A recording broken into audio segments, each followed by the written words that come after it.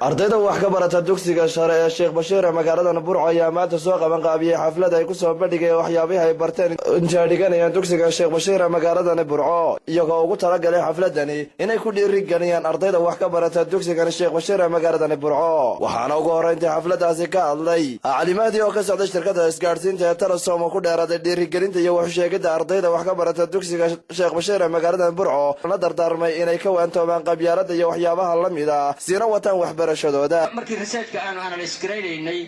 waxa ka soo baxay runtii aad aan ula yaabay ardayda socialka qaadata oo haddana jaamacadda digriga doonaysa inay ku diyaariso sayniska ku diyaariso iyo arday saynisa oo doonaysa inay ku diyaariso arts ku diyaariso marka waxa ii muuqatay gaab ah in hagihii uu ka maqan yahay ardayga oo la doonayo marka isaga in si fiican loo hago oo ardaygii artiska bartay inuu saynis marka yiraahdo degree baan ku diyaarinaya hadhow waxa ka hor iman doonta caqabadaad fara badan ardaygii sayniska ahaa artist buu diyaarinaya marka runtii researchka markii aan analyze gareynay qadiyadaas ay soo baxday waxaan leeyahay ardayda insha Allah taala hadda galaysa xafladda inoo qabatay arday artist ka firiya Soomaaliya ardayda artiska iminka marka qalin jabinaysa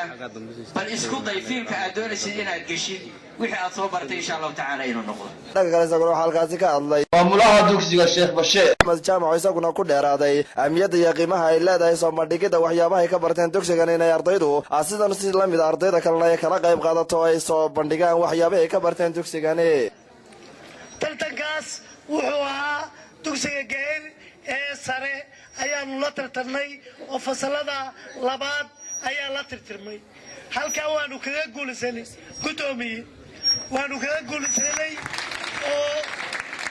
عندما نشاهد ميديا أنا ما نقانو ما نشاهدنو وحكلو تجي فنفورك ساينسكا يقولوا واحد تجي هرجيسا وحنا نوجا سبدي إلا أورمينو وانو بديناونه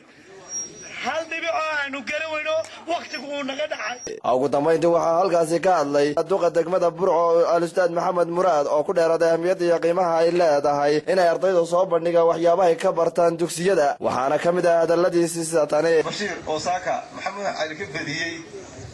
waxaan oran karaa waynu ka soo kaban doonaa laakiin iskuulka Sheekh Bashiir leeyahay taariikhdiisu ma ahayn jirin in laga badiyo kubadaha isaga u badin jiray aqoonta isaga u badin jiray wuxuu ahaa horiyaalka